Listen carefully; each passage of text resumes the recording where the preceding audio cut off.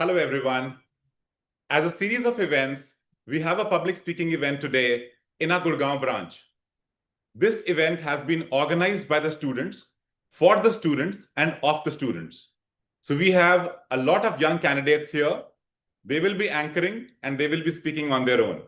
I would like to invite Navita, the first anchor, to come forward and start rolling the camera.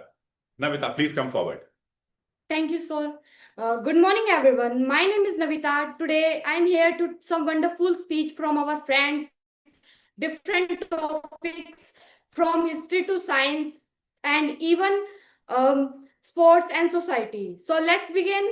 First of all, I would like Divyanshu. He will talk about the development done by the Mughals. The Mughal did many great things during their rules, building gardens, roads, and more. Let's welcome Divyanshu. Good morning, all of you. My name is Divyanshu, and today I'll talk on the topic developments done by Mughals in India. My friends, there is a great saying that history is not all about who won the battles, but who built the bridges between culture, people, and the time. Good morning, everyone. I'll talk on the topic that sparks the debate in our society. That is, what did Mughal do to develop India? There's a common myth in the mind of Indian people that Mughals were just looters. They were cruel invaders who came to India, destroyed our civilization and culture. But, my dear friends, history gives a balanced point of view about it. History tells us what good the Mughals did. They built roads, they built cities, they built sewage system that boosted our civilization. If Mughals were not present, today there would be no Taj Mahal, there would be no Red Fort, there would be no Humayun tomb, no Fatehpur Sikri. My dear friends, these are not just buildings. These are the monuments which represent India's rich heritage from many years, which attracts millions of people every year. It boosts our economy also. If Mughals were not present, the good roads would not be made. So at last, I just want to say, and I leave it to you, you decide, were Mughals traitors or were they creators? Because if we know, we move to anything on the conclusion, we have to see both the sides of the coin. Thank you so much, signing off. Thank you, Divyanshu. That was a great speech. Someone said, the to understand today, we must know our past. So our next speaker is Gorang, who will share a different idea. He will speak on the topic, the Taj Mahal is a glorified tomb. We will know it's a symbol of love. But let's hear new ideas, view from Gorang.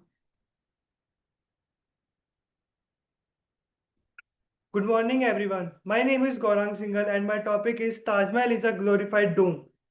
While Taj Mahal is celebrated globally for its beauty and symbolism, it also invites some criticism and some controversies revolving around it.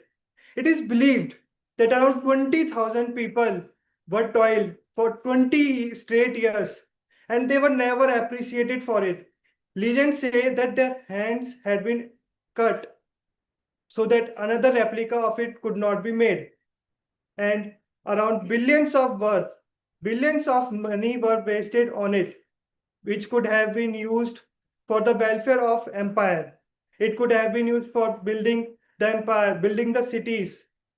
It is also said that Saja, who built it, was jailed by his son for pouring a lot of money into it.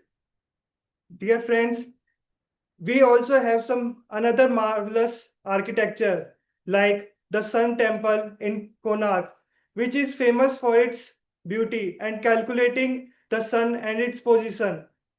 Also, India has Ram Setu, which is built on an ocean. It is a true embodiment of love, built by Ram to save his wife Sita from Ravana. Thank you.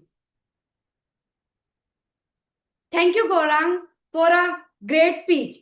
We know we bold and a different opinion. Everyone place have a story and every place have a made sites.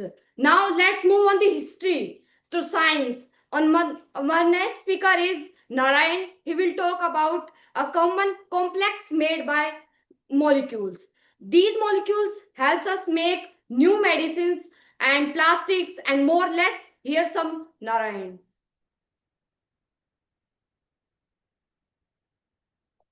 Chemistry helps us to know how things are made and how we can create new things. Good morning, everyone. Today I am going to tell you about the complex man-made molecules. This is a very interesting topic in the field of chemistry. These molecules are made by humans, which are not found naturally. These are made by the scientists in the laboratories. These are not found naturally, and scientists have created to perform specific tasks. One of the biggest examples of these are in medicines. The scientists have discovered the medicines in order to cure the life-threatening diseases like cancer and AIDS. These vaccines are created with such efficiency that they can cure the disease with 100% accuracy. Another example comes in plastic. As we all know, plastic is made of the compound called polymer.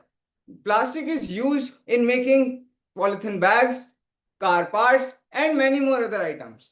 In farming also, these compounds are used in the form of fertilizers and pesticides. These help in the growth of the plant and also secures it from various insects. Now a question arises that how these compounds are complex. As we know that they are joined together in a specific manner. As when we use the Lego blocks, we join it in a manner in order to create something useful. Similarly, these atoms are joined together in order to make something very efficient in order to perform the task.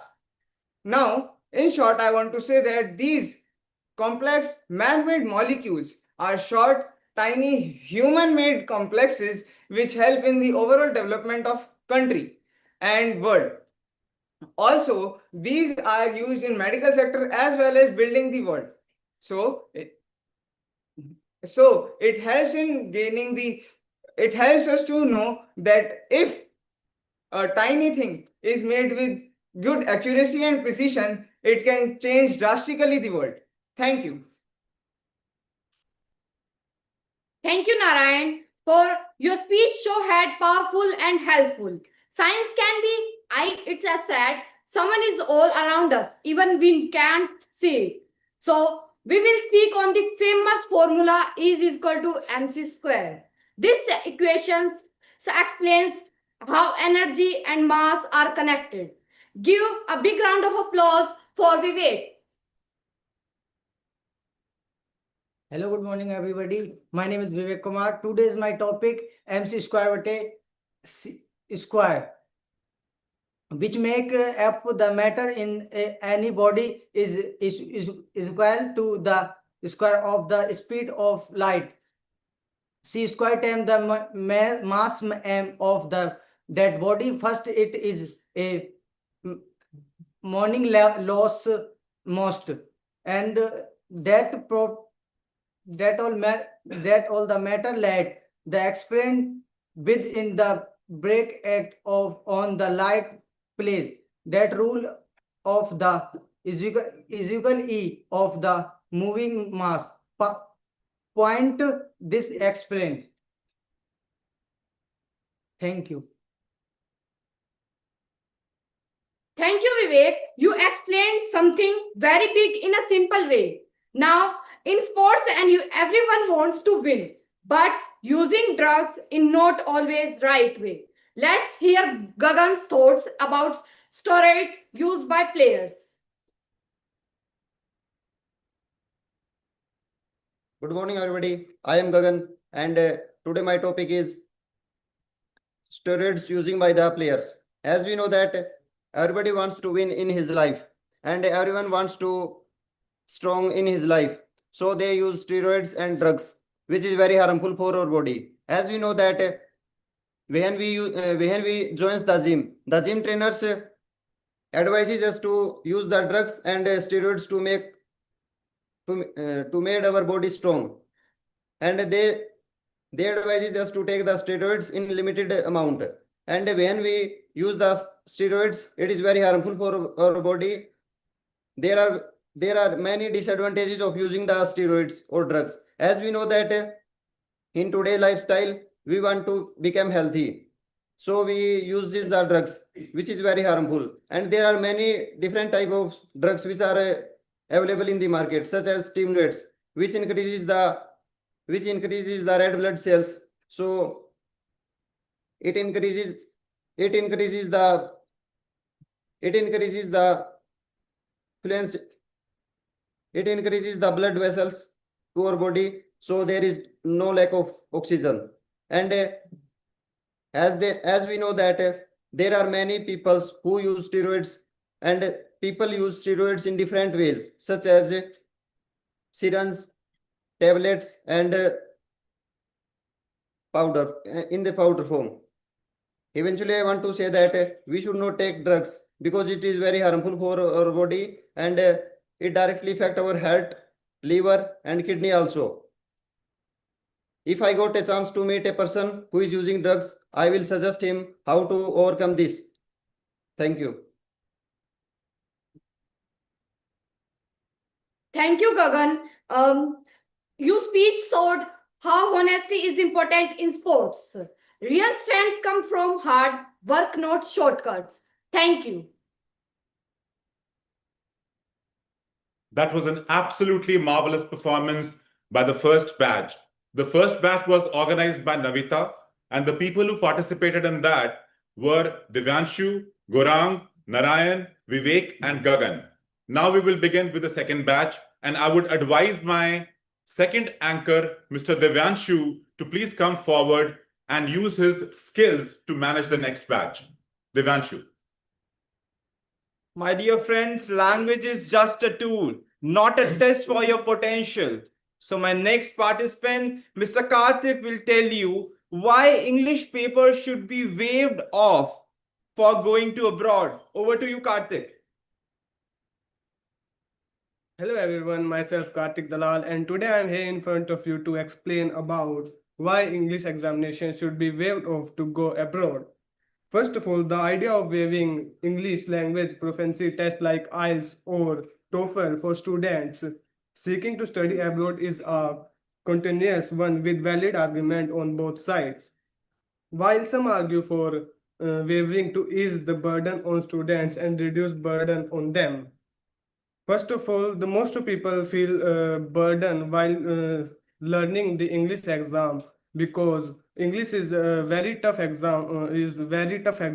In IELTS and PT. Some of the low proficiency people cannot afford the expenses of the IELTS and PT exam. Due to also it is a time wasting. Standing English test can be expensive and time consuming. It creates a barrier for less privileged students. Students who have completed their secondary education in English speaking continues or have constantly studies English as a primary language.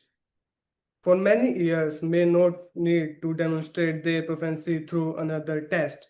Some argue that the force on English proficiency can directed from a student ability to showcase their knowledge and skill in their chosen field of study. Mostly in the case of the students who are belonging to the village, they are not able to speak English properly and not able to get the admission in the another college of abroad. Also, they are not able to show their skills. In the end, I want to say that we should waive the English examination. Thank you and have a nice day. Very well explained, Karthik. So my next contestant is Tejas, who will talk about nuclear missiles. From Hiroshima to today, have we learned or just rearmed? My next contestant, Karthik, will talk about that nuclear missile. Over to you.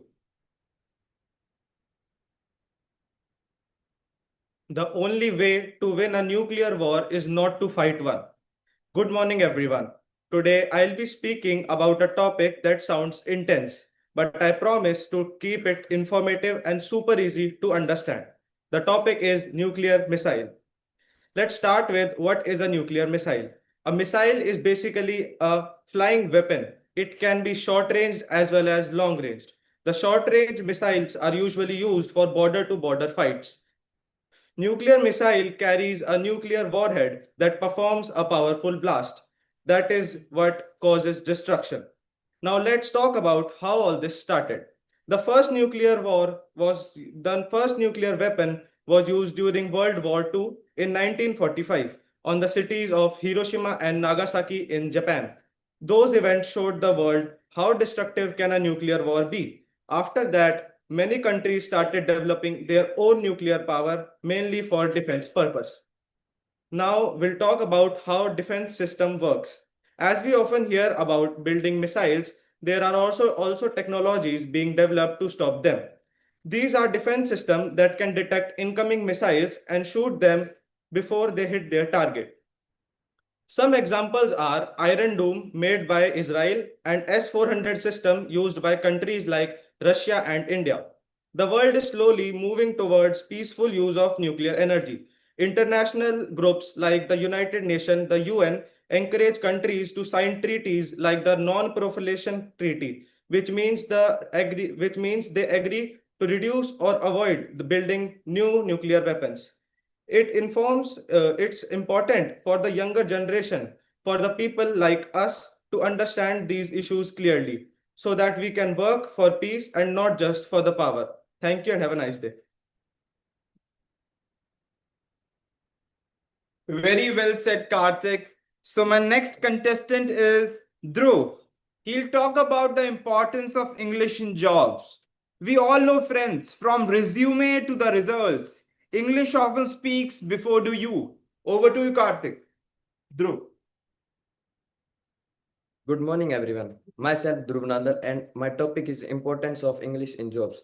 English is the most widely used language in international business, trade, and diplomacy. Many high-paying jobs require English proficiency, especially in IT, finance, healthcare, tourism. It helps with writing reports, emails, giving presentation, and participating in meeting confidently. Being able to speak and write in English boosts self-confidence in interviews, networking events, and public speaking. Whether you are looking for a job, trying to advance in your career, to improving your English can make a big difference. Thank you for listening. Very well said, Dhruv. My next participant is Naveen, who will give you some overview on Haryana. From where bravery meets greenery. That is Haryana for you, my dear friends. Over to you, Naveen. Hello, my name is Naveen, and today I will talking about an overview of Haryana. From the fields of golden wheats and the town of Gurugram, and Haryana stand tall, proud, strong, and ever forward. Haryana is also a historical significant is it to home of Kurukshetra, and Haryana is located in the northern side of India, and Haryana is a vibrant state, knows a rich history and culture heritage and a rapid development. Haryana is formed on November 1st, 1966, and Haryana is divided into Punjab. Then Haryana divided into 22 districts, and in Haryana have 7,356 villages. And Haryana also contribute in India GDP is 3.7 to 3.6%, and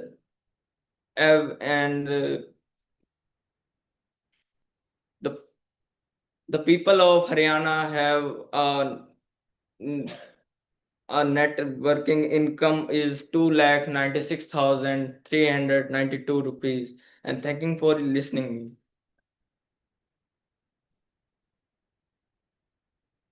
What a great introduction! What a great overview on Haryana. My next contestant is Navita. New movies, new names, but why do all the faces feel the same? So my next contestant will talk about why do all female actresses in Bollywood today look alike? Over to you, Navita. Good morning, everyone. My name is Navita. Today's my topic is why the all actresses look same. When we watch movie, we see many actresses. Most of them they look similar. They have fair skin, straight nose, slim bodies, and the perfect hair. But why is that? The reason is that the movie and fashion tell us what beauty should look like. They show only one kind of face and say that this is a perfect beauty. Some even use makeups, botox, surgery, skin lightening, and weight loss to look like this. This is a perfect image. But this is not a real beauty. I think the real beauty is when someone looks natural and different. Also a bad effects. These problems, young girls think they are not beautiful. If they don't look like the actresses, they did make them feel sad or not confident. Some girl even try dangerous things, not eating food, white scream, plastic surgery, and they look like actresses. This can harm their health and mind. They also use drugs to beauty. The comparison between the older beauty and the present beauty, there is a far between these because in the older time, actresses' beauties are natural and no man-made interference. But now all are depends on man-made. In the end, I believe that we should accept and celebrate all type of beauties. Everyone is beautiful in their own way. Dark, fair, tall, short, slim, or healthy. If everyone chases the same beauty, we forgot their real beauty. It comes from different, not sameness. Thank you. Have a great day. Very well said, Navita. What a great description on how Bollywood actresses look alike today. Thank you, Devanshu. And that was end of our batch 2. In our batch 2, we had Karthik, Tejas, Dhruv, Naveen, and Navita speaking on their respective topics. We have come almost to the half of the session, and I would like you to know my team. I have got a wonderful team here. Anjali and Kirti, please come forward. Say hello to the audience. Say hello to the audience. So these are the people who helped me out in arranging this whole thing and orchestrating the whole thing. And trust me, it's a very difficult job. And these girls have done it meticulously. Thank you so much, girls. Thank you. Now I would like to invite our next anchor, Mr. Gorang, to come forward and take over the stage from me. Mr. Gorang, please come forward. Hello everyone. Social media is becoming very important part of life now and making buzz all around the world. So Payal is going to give some light on this topic. Good morning, all. My name is Payal, and today I'm here to talk about a very powerful and interesting topic that is social media marketing. For all of you, we know what is social media. For us, social media is just scrolling reels, chatting, and posting videos or photos. But it take a very big impact. Social media marketing is for businesses. It's advertising in online platforms like Twitter, WhatsApp, Facebook, LinkedIn, and many more. And why these are helpful? Because social media marketing is very cost effective and time saving, but it has disadvantages also. Disadvantages like it is time consuming for making a good advertisement and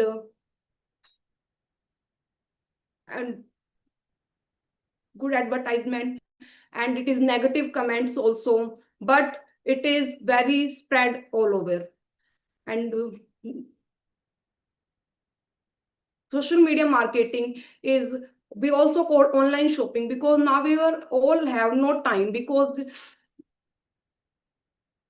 all over has no time, and social media is good for all, because we can't go anywhere for buying clothes and any products, but social media marketing is good.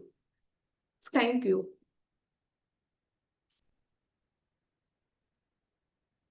Thank you, Payal. We gained a lot of knowledge from the last topic. There is an idiom: do not cut the branch you are sitting on. Now, Amisa is going to tell us about controversies revolving around Amazon forest.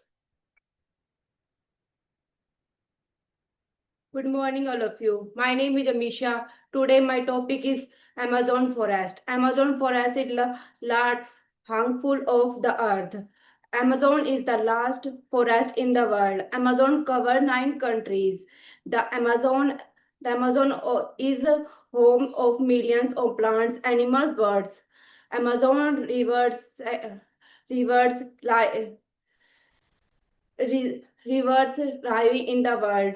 Forest is rivers global warming. Its forest helps in the water cares. In it is a house of many plants, animal, but creative trees by problem and creative change of fire and disadvantage. Thank you.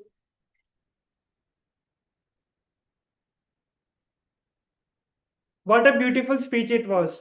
Saving forests can save life. Have humans become God? Can we even escape death? The human's imagination is going beyond the limits. Now, Priyanka is going to tell us about human cloning.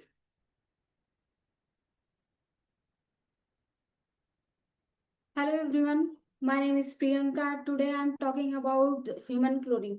Human cloning is the creation of a genetically identical copies of humans, and the term is genetically used to refer to artificial humans.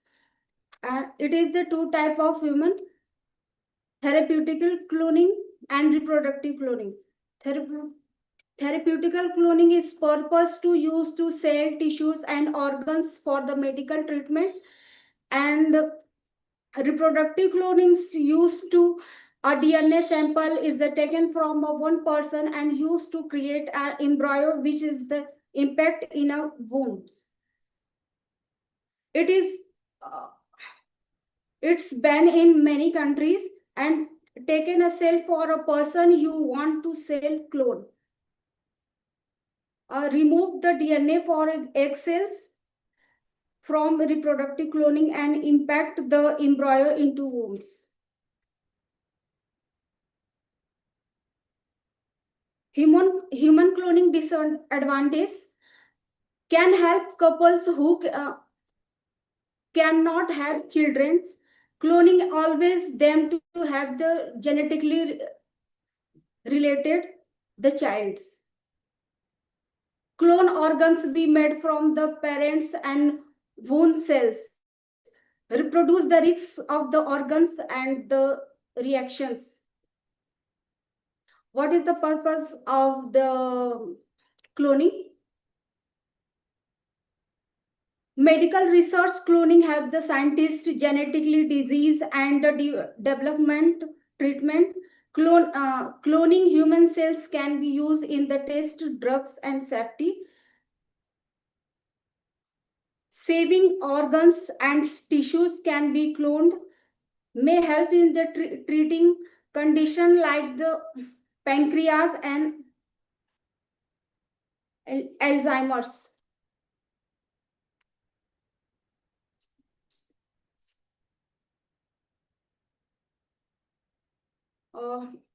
Disadvantage of the human cloning: many people believe cloning is the playings to God and is the moral wrongs, raising question about the identicals and humans' rights.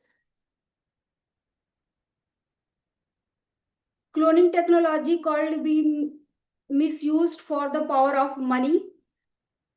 It leads to black marketing and cloning, lack of genetic diversity to match cloning, and reduce the various of the genes in humans. High failure rates. Cloning often fails. Many clones embryos do not survive. It can result in birth defect or the early death. Emotional and the physically impacts. Human cloning is the powerful scientific development, but it's being the serious ethical, emotional, and the biological collagens. It is impact of the balance scientific and progress with the humanity and responsibilities.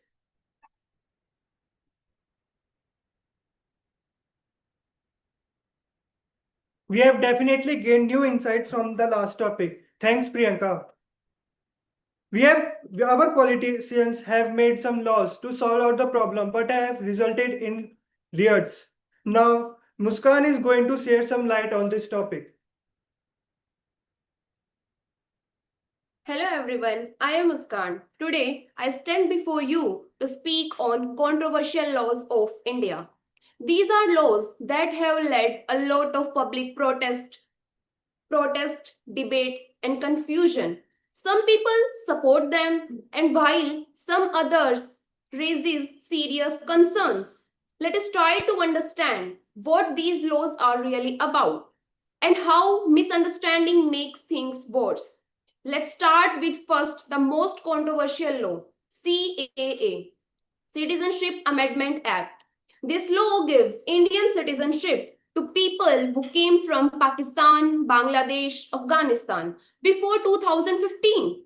But if they are Hindus, Christians, Buddhists, Jains, or Parsis, it does not include Muslims. Government says it is to help religious minorities.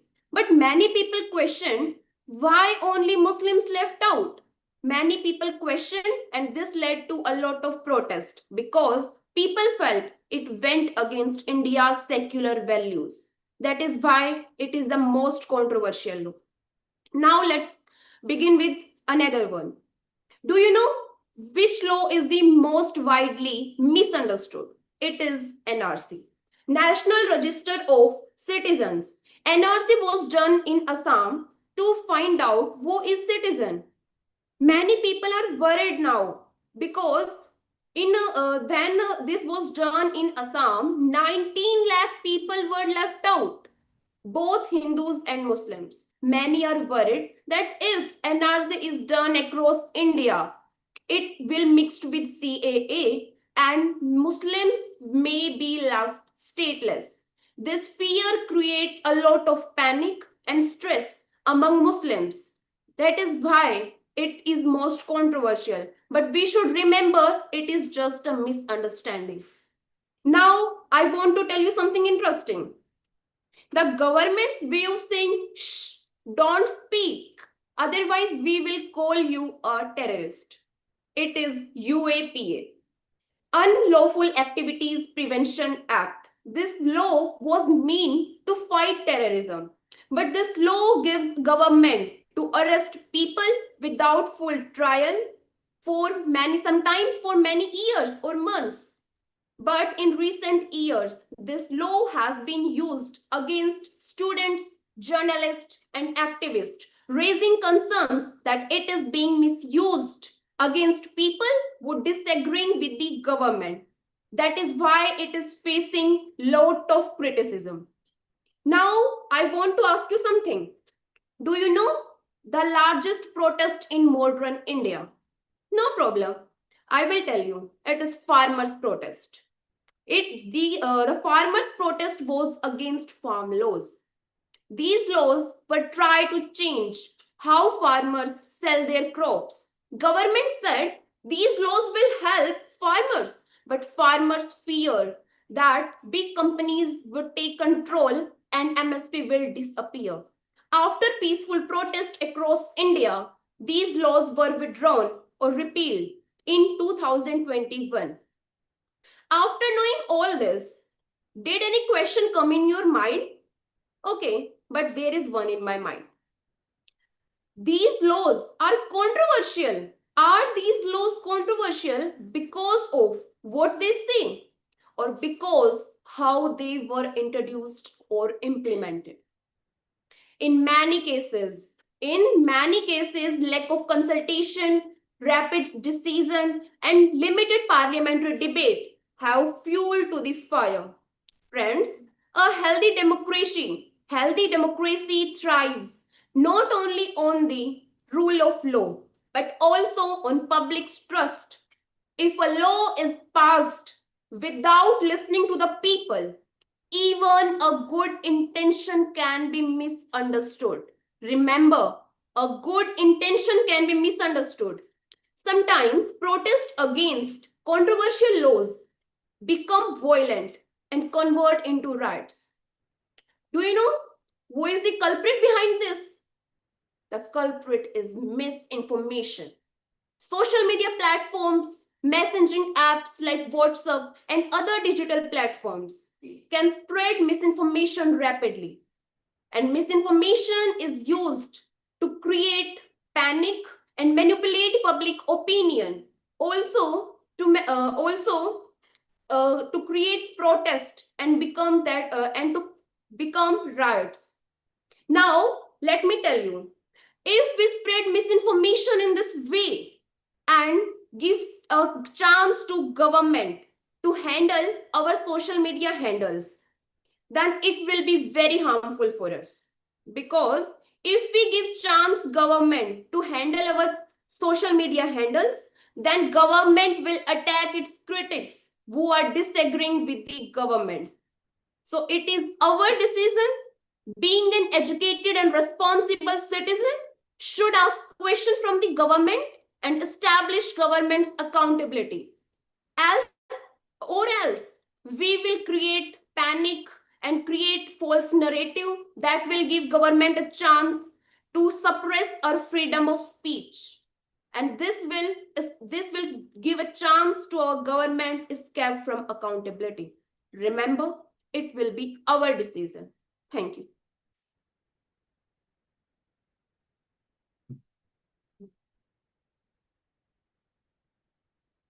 Thank you, Muskan, for this topic.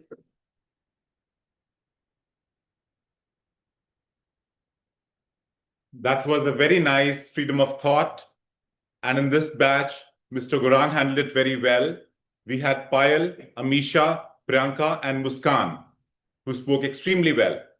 We have the last batch now, and I would request Sneha to come forward and speak about special care in children.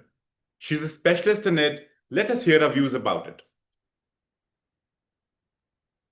Good morning, everyone. My name is Sneha Sapra. Today, I stand beside you to share my views on a topic, children with special needs and care. This is a topic which is really close to my heart, and I'm here to share my views. First of all, let's start with basic. What's the first thing that came in your mind when you hear the word disability? Is it a wheelchair, a hearing aid, or a cane? Is it a child who can't see, talk, walk, or see? Yes, that definitely means disability. But disability is not just restricted to this. Sometimes disability are not visible. Sometimes disability can be invisible. But we never acknowledge them. We never insisted them. So let's see some situations we have all faced in our classrooms and when we were students. Sometimes we see a child who cannot hold a pencil. Sometimes it's a child who starts crying when he listens to a loud noise. Sometimes it's a child who stares at the board for a long time, but just can't find any meaning to it. Sometimes it's a child who's trying so hard to fit in the world, which never truly understands them. Disability was never a weakness. It's just a different way of expressing yourself to the world. In India, millions of students suffer from disability. It can be physical, mental, emotional, behavioral. But we never acknowledge that. We never acknowledge to let them participate. They can also fit in with us. They can grow with us. They can achieve with us. They can learn with us. They can play with us. But we never trust them. It's just we are not accepting the fact that there can be other right as well. As a human, we develop a right, and according to us, that's the only way of living. But there are other ways as well. We can spend our life, we can do our living. And as a human, we have to be accepting towards that. Imagine a child being imagine a child studying in a school, having a class at the first floor, but there are no ramp walks in the building. How he will able to go to the class? Imagine a child raising his hand again and again, but teacher never supports them. Imagine a child trying to make friends so hard, but no one wants to sit beside him. This is not a story. This is real. This is happening around us, in our neighborhood, in our park, in our schools, in our society. And we as a new generation needs to change that. Disability doesn't define a child, but the heart does. Their dreams does. Their courage does. A child with autism can be an artist. A child with Down syndrome can show more love than you have ever imagined. A child with CP can play basketball as well. Before that, we must change ourselves. It's us who need to be changed, not them. We need to be more inclusive, we need to be more inviting, and we need to trust them and support them. We can usually see people doing charity and donations in NGOs and organizations, but you ever seen a person supporting a child? At the last, I want to conclude by saying that they don't need your empathy, they need your support. Thank you. That was a beautiful piece of research by Sneha on special care for children. India is developing at a very fast pace. In the last 10 to 15 years, we have seen the GDP of India rise a lot. And it is anticipated that India will become the third largest economy by 2030 or 2035. Our next contestant, Vaishali, is going to talk about economy of India in 2030. Over to Vaishali.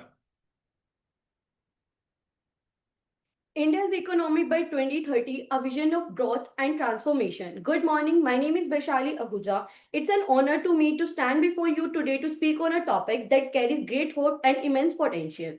Economic growth and global standing. By 2030, India's economy is projected to reach 7 to 8 trillion US dollars, surpassing major global peers and becoming third largest economy in the world, just by after only the United States and China.